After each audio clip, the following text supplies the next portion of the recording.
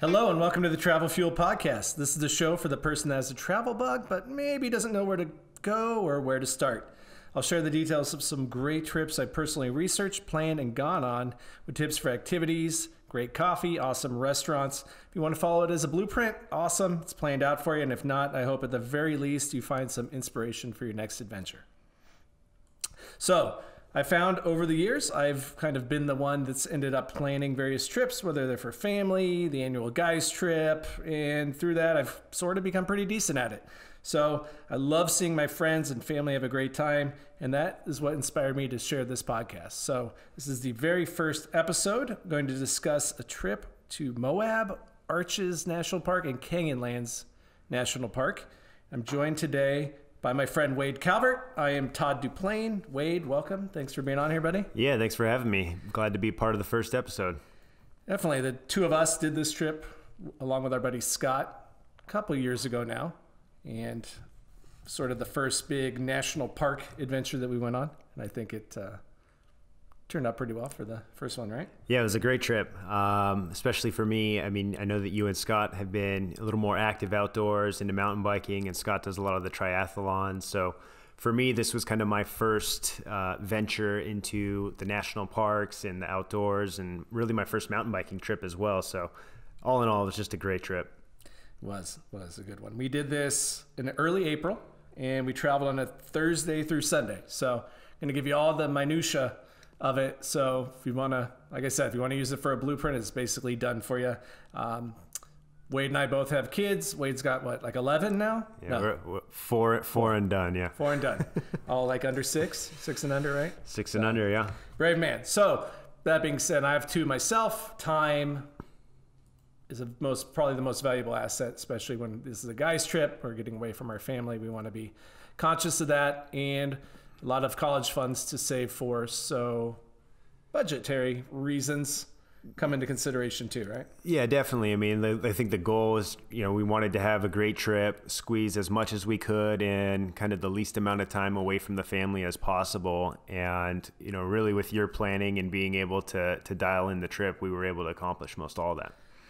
It was a great one. Let's start with getting there. So 3-bit ways to basically get to Moab, unless you have a private jet to fly right in there. But Salt Lake City is the main international airport. You can also fly, and it's a 3.5-hour drive from there. You can fly into Grand Junction, Colorado. It's about an 1.5-hour drive from there. Or you could drive. We live in Southern California, Ventura County. It's about 13 hours to get there, so that wasn't going to work. So yeah. We elected for Salt Lake. Grand Junction was really unusual with layovers and really expensive plane tickets and stuff, so that for coming from LA wasn't a good option. So Salt Lake, rented a car, headed out on a 3.5-hour drive. So on the way, we were a little famished, and we kind of stumbled upon remember that restaurant, Tamarisk? I looked up the name. Yeah, it was a really good restaurant. I still don't really know how you found it. I felt like we were in the middle of nowhere, kind of a random dart throw, but the food was actually really, really good, and a cool little spot too. Good ambiance. Right on the Green River it sat. So we had cool views, and there was like 5 cop cars in the parking lot. So that's a good sign that the food's going to be pretty good. So Scott got a little bit of a service and yelped it up for us, so that worked out well. So that was good. Refueled, and then we got into Moab. Pretty stunning first impression, right? Yeah, I mean, just absolutely beautiful. Again, this was kind of my first experience in the national park land, and it's just absolutely awesome. Just how big the park was. I didn't really know what to expect, but it's pretty massive. Visually, it's just stunning all over the place. It was a really cool experience. Red, orange everywhere. Not Southern California at all, that's for sure. So if you remember, we got in about 4, and we rallied straight to the Arches National Park. So didn't want to waste any time, went in there, and kind of worked out that we did because they were closing the park at 6 o'clock. They were doing some sort of road work, and during the weekdays, Monday through Thursday, it was going to be closing at 6. So gave us 2 hours, and we were able to go to the Delicate Arch. It's this picture we're looking at here.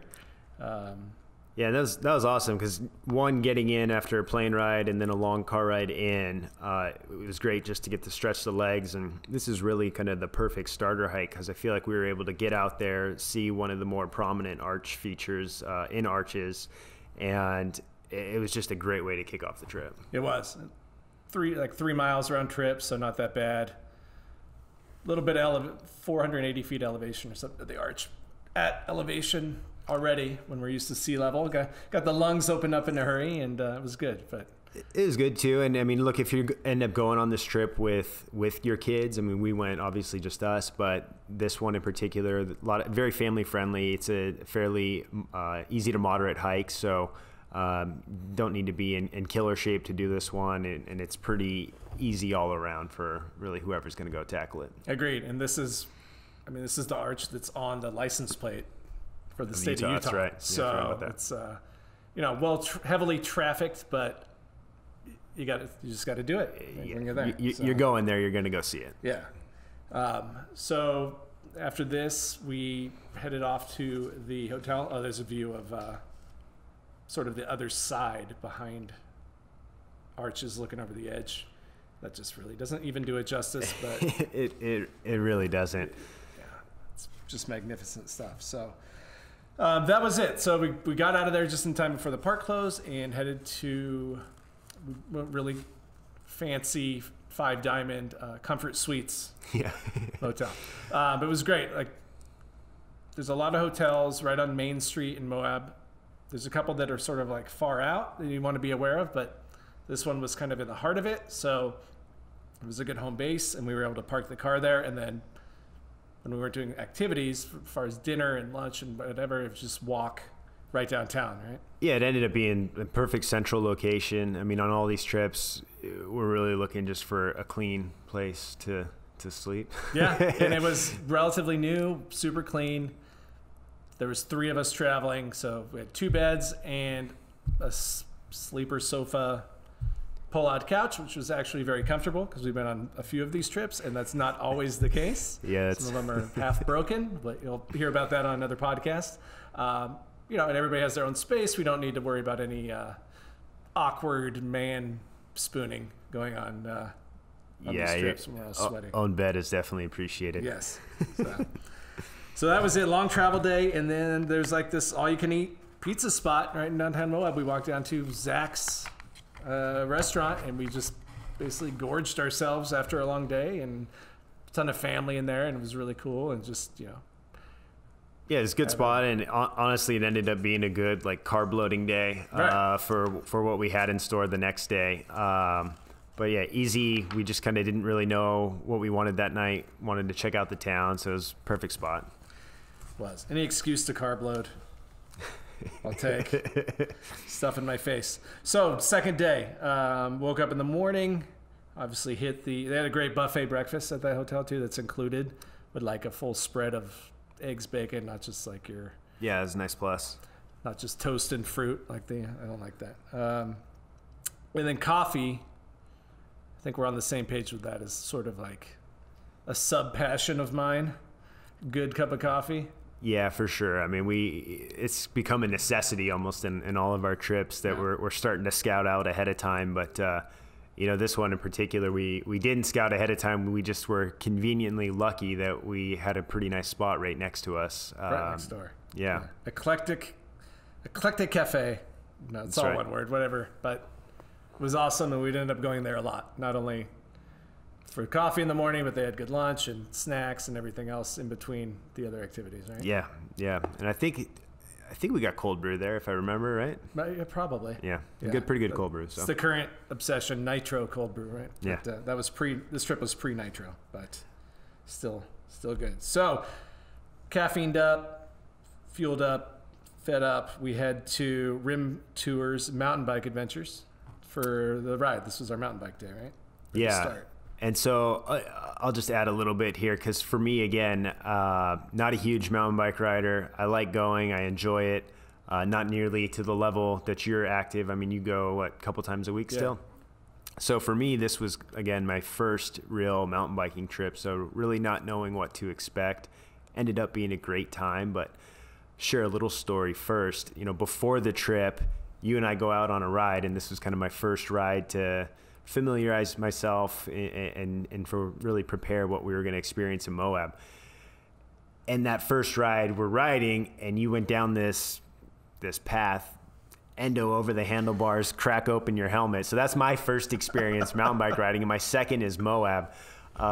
So Moab, no crashes. It was awesome, absolutely epic, and you know, the guys at Rim Tours did a great job taking us all over. But it was fun, even for a novice like myself in the mountain biking. You don't have to be you know, intermediate or expert. There's some great trails that, you know, if you can balance, you're gonna have a great time. Yeah, it was good. Sam was our guide, and I know you can sort of pay up to have a private tour, which we didn't do, but ended up being just the three of us with our guide. So it was private, and that was kind of cool because we've been on other ones later where you got young children and families and all that's great, but you sort of have to account for all that. So this allowed us to all sort of pace it out at how we wanted to. Yeah, we got to go at the weakest link, which was me. So I was responsible for at least trying to keep up the pace, but it was fun. It was nice just having the three of us in the guide. It was good. We did Navajo Rocks Loop.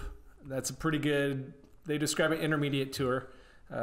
We clocked 9 miles and around 800 feet elevation gain. So right, sort of middle of the road type of ride from what we're used to doing.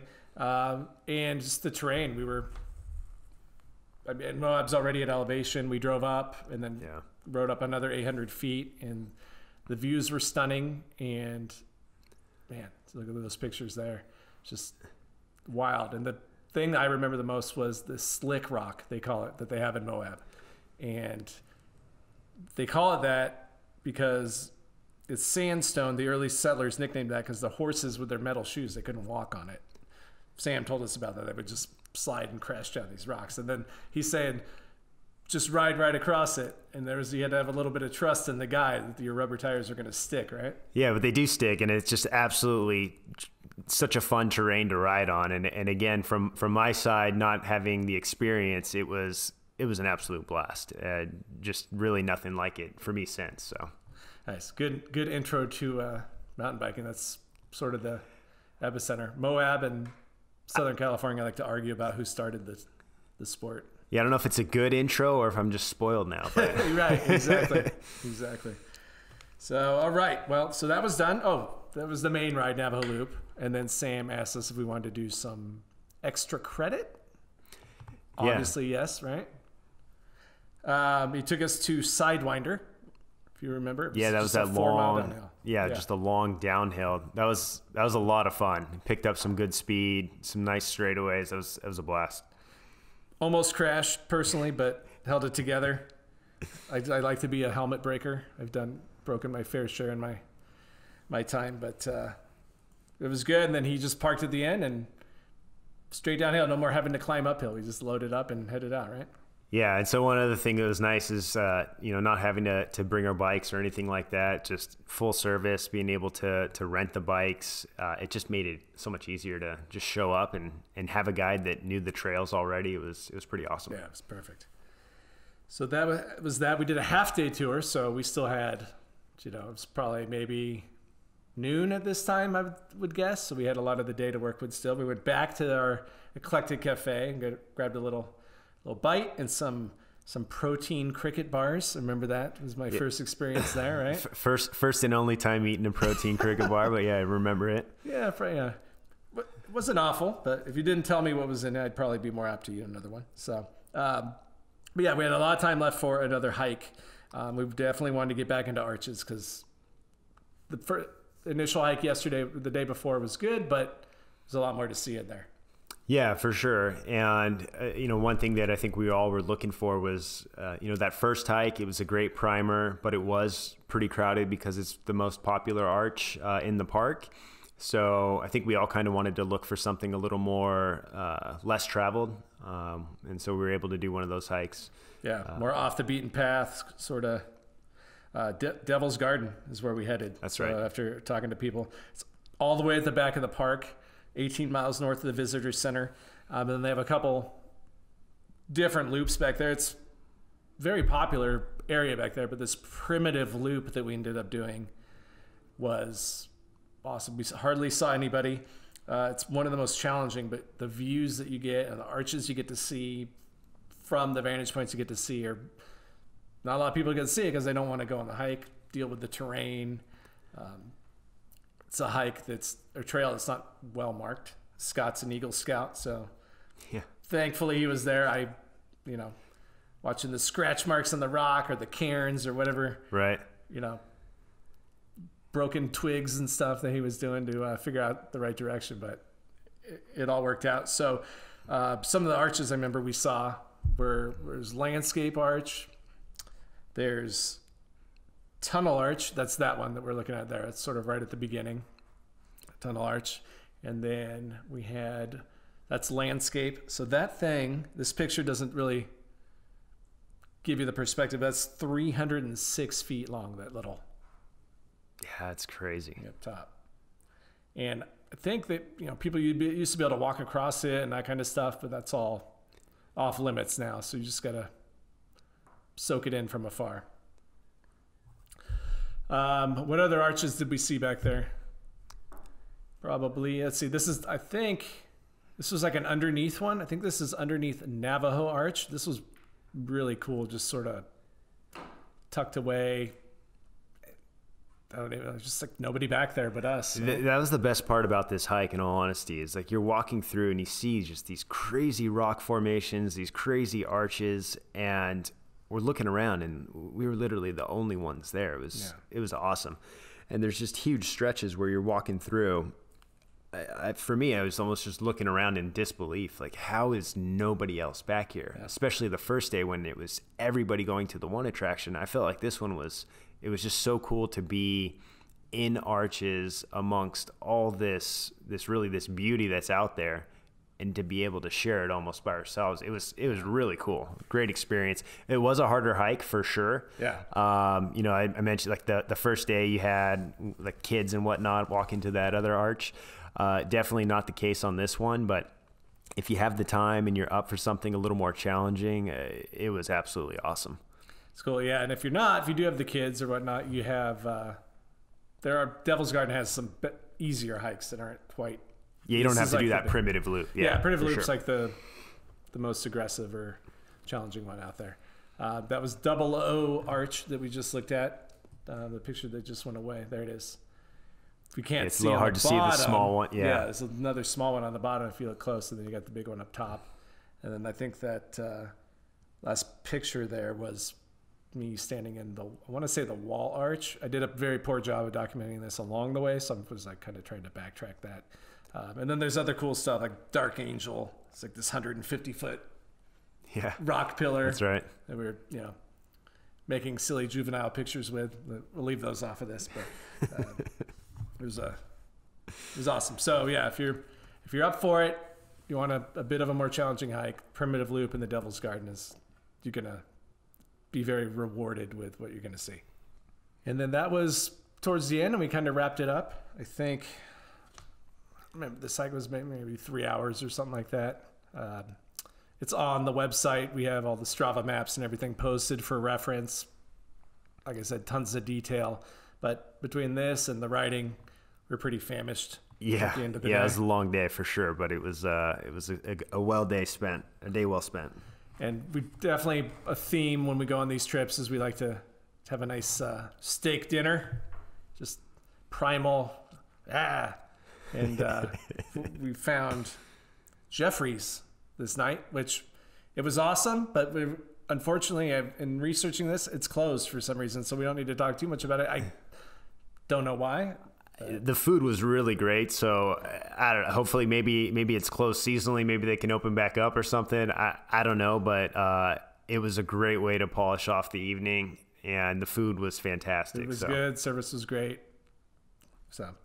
They are closed. I'm sure, we found Moab is actually surprisingly has a lot of great restaurants. So there's got to be another one there to take its place. And then after that, they had the walk up. Yeah, Spoke on the Center. Spoke on Center. So it was called. Yeah, it's a hamburger joint, regular restaurant, but they have that window right on Main Street, right? Yeah, and it's fun. So, I mean, to be able to walk through the town, and they had this little walk-up order window. You could order burgers or shakes, fries, whatever, right from the window. It's just kind of a cool little vibe of downtown grab an Moab. ice cream. Yep. And go check out the shops and the galleries. I don't know. Typically my thing, but in that environment, it's like kind of fun to check it out. Yeah, why not, right? So that was the wrap on the second day, and then on day 3, we had planned on whitewater rafting in Westwater Canyon. That's right. We went with Navtech Expeditions, which also was like virtually right across the street from the hotel. Some more benefits of staying where we stayed. We just parked when we got there. Great location. Again. But then we got to Navtech and it wasn't quite right. Yeah, so on this day, there were some pretty crazy wind gusts. I think they were telling us they were expecting 30 to 50 mile an hour wind gusts. And the guides basically gave us the option, right? They said, look, we'll take you if you want to go, but you're going to get flipped a lot. It might make for an epic story, but you're going to be miserable all day today. And part of me really wanted to do it just for the story. But I think, having you and Scott there, better senses prevailed, and we ended up calling an audible, which ended up being a pretty good audible. So yeah, maybe pre-kids we would have taken the chance, but we had to try to be a little more sensible, I guess, right? But it sort of turned out to be a blessing in disguise, if you will, because we got to check out a whole nother national park that we hadn't planned on seeing when we were there. Yeah, and Canyonlands, right? Yep, Canyonlands. 4x4 rock crawling, something else that was new to me that we would end up learning is they do a lot of that out in Moab, but it was a good audible that we went on, and we had one guest join us, but other than that, it was just the 3 of us again, that guy, and then our guide, John, I believe. I think it was John, yeah. And that was absolutely awesome. You mentioned, so Moab is known for, I guess, like off-roading as well, in addition to mountain biking, and was it like Jeep Week or Jeepers? People kept asking us if we were Jeepers. Yeah, I was gonna mention that here later. They have they call it it's like the Easter Jeep Rally, something to that effect. The Moab Easter Jeep Safari. Gotcha. That was it's 7 or 8 days, and I think it was starting. Yeah, right when we were taking off, leaving. Right? Yeah. So, but it was so it was fun to experience that in Canyonlands. I mean, we're going off road on these. I don't even know how we made it on some of these things. In all honesty, like it just doesn't seem possible to have to go down some of these hills in reverse, driving through some tunnels, or having to fold in the mirrors, and basically the side of the Jeep's just almost scraping against one side of the wall. It was just insane. Yeah. I wouldn't want to have been responsible for that vehicle. So good on John for doing it. On the way, unexpectedly, he just like pulls off the highway to Newspaper Rock, which we didn't. We just thought we were driving to another national park. So this is Newspaper Rock. Yeah, this was pretty cool just to see some of the history. And again, we were just thinking we were going to go off-roading, and it was kind of a nice little history lesson, and to see something like this. It's a state national, what do they prefer? State national monument, and this is one of the largest collection of petroglyphs sort of consolidated. This thing is 200 square feet. Can't really, again, the pictures don't do things justice, but I think we just sat and stared at this thing for like 15 minutes. Just, is that a spaceship? Like what was going through these people's minds when this was going on hundreds of years ago? It's just really fascinating, and just you really can lose yourself in that for a while. Yeah, definitely. So that was a pretty quick stop, and then we finished the way into Canyonlands, and we went to the Needles District, which is in the southeastern portion of the park. And they got, if you remember, there's those sandstone spires sticking up, hundreds of them everywhere, and that's basically what they call it, the Needles. This was a shot out of the vehicle we were in going down. Yeah. And again, that's just like it's pretty hairy. Like the picture doesn't do it justice, right? But I mean, these roads were so narrow, and some of them were so steep that I would have had a panic attack if I was responsible for driving, right? Like, there's just no way. Like, that's not a road. Where is this guy going? Yeah. Oh, he's going to go up that. Okay. Yeah. Yeah, it was awesome. And Canyonlands itself is just massive. Yeah, it's huge. This was like one corner of it that we were able to do. Yeah, and so really just to be able to travel through it in a Jeep, to be able to see a larger portion of the park, that was a cool experience. The park itself, it's a little bit on the outskirts, so maybe most people probably wouldn't have a chance to go, but if you're going to Utah and you're doing Moab and Arches, definitely try to squeeze it in, because the scenery was just incredible.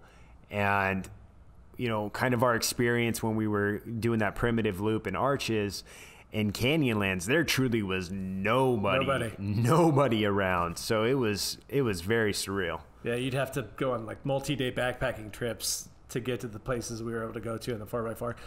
I'm not sure about Arches as far as, off-roading, taking vehicles and stuff, but Canyonlands is that's the thing there, or at least in the Needles district, is being able to do this kind of stuff. It's just another shot from when we were up there of just that beauty, grandeur.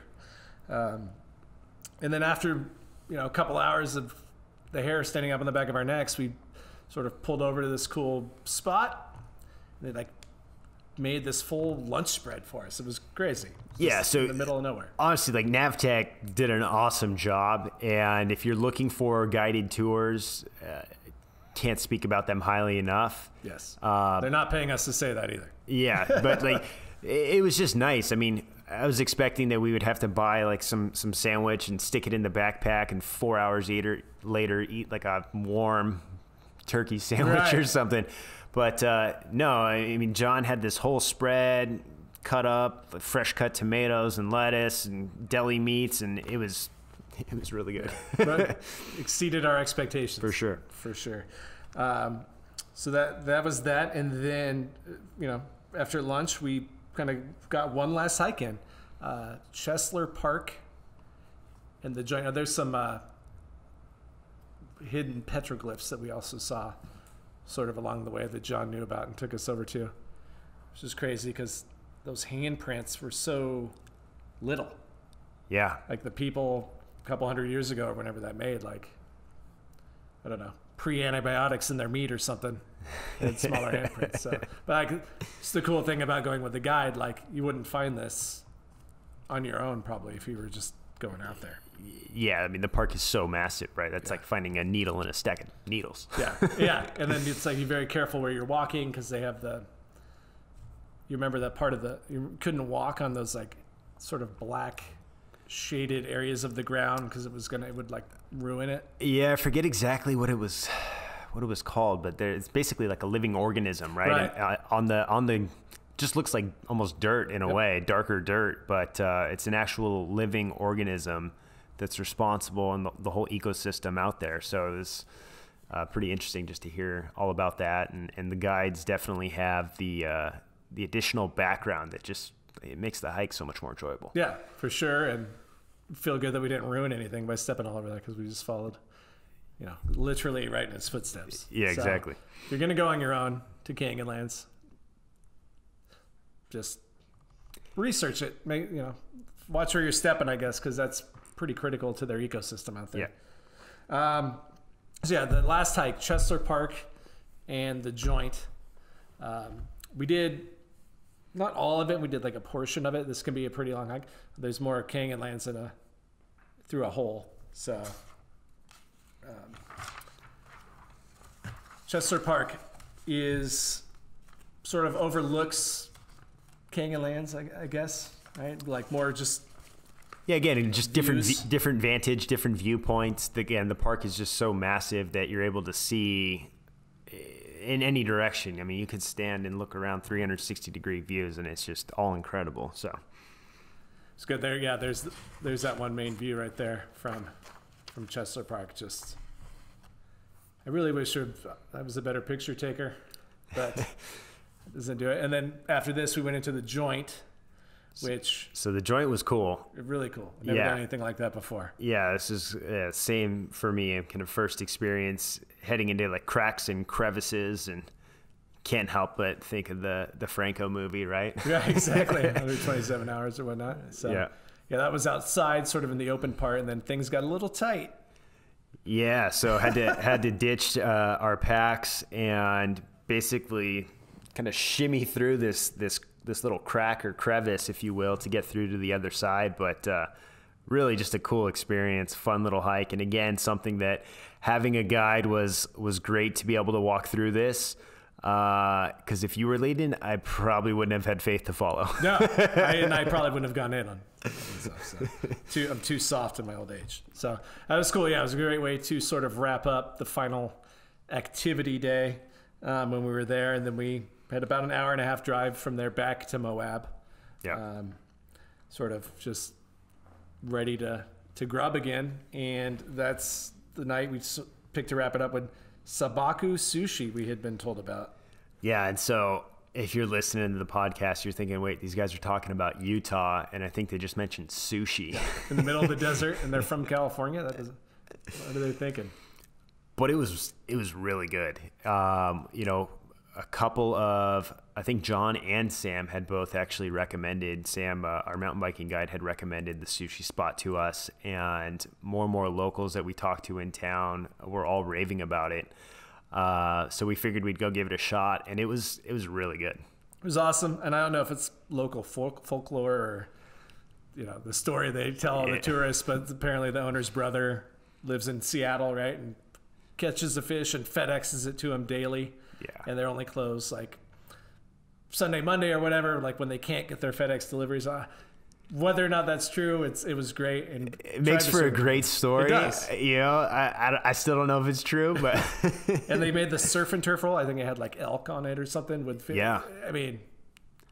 Yeah, again, it could, outside of my normal go-to stuff, but it was a really good roll. I suggest just sitting up at the sushi bar and kind of let the sushi chef go at it, and they're going to get you stuff, and you can't really go wrong if you go with that approach. Exactly. Let them take the lead. So that was sadly the last night, and then was heading back. So we had a decent chunk of drive to go back to Salt Lake, and it was a Sunday heading back. That's right.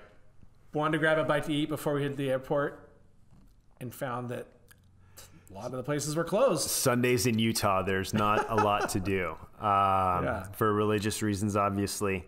So finding a spot, it was actually a little more challenging, but we were able to find one. Yeah, Squatter's Pub is where we ended up going. It was pretty cool, and they we grubbed up before we hit the airport because I don't like eating at the airport unless I have to. So if you want to get a bite before you go, plan on, and it's a Sunday, figure out where you want to go ahead of time, because otherwise you're going to be scrambling. Luckily, we had a little extra time. We were able to do that. So this is a couple notes wrapping up. We mentioned earlier, but Moab Easter Jeep Safari was starting this Saturday, our last night there, and there was Jeeps and sand rails and everything just ripping up and down Main Street. It was pretty cool. Yeah, and so it's a huge deal. So if you are going kind of around that time of year and you're not going for the kind of the Jeep week, it can be hard to get a hotel room, right? Yep. I mean, Expensive. It's more expensive for sure. The place books up. But even if you're not going to be riding in Jeeps and you just want to go, it's kind of a cool experience just to see all those different, vehicles that are, down on Main Street or whatnot. Yeah, it was great. So keep that in mind. We didn't really know about it before we went. We just literally got lucky. Blind dumb luck. Yep, exactly. So next time, couple things that I want to hit next time. We're going to do that rafting trip for sure that we missed. For sure, yeah. Assuming the wind cooperates. Even if it doesn't, I think we're doing it now. Yeah, okay. Agreed. Yeah, kids are old enough now. They'll remember us, right? Yeah. And then they have a ride called the Whole Enchilada in Moab that is touted to be one of the best rides in the world. They got some awesome videos of it that you can watch on YouTube and different places online. But this ride starts at 10,600 feet elevation. It jumps up to 11,200 feet. And then by the end, you're all the way down to 4,000 feet back at the Colorado River. Definitely not a ride for beginners. Yeah, so I for sure need to get some training in before we go back for that one. Yeah, well, me too. I ride a little more frequently, and I think I would still The GoPros always make things look a little hairier than they are, but you're literally watching these videos and it looks like 3 or 4 different rides have been spliced together, because as you descend, you're going through different ecosystems. It's like, that's incredible. Pine forests up top, into the desert and different stuff along the way. It's really cool. So it's on the list for next time. Kind of got to hit it July to September.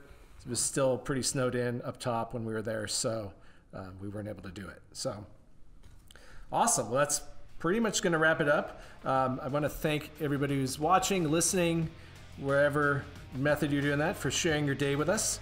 And join us next time.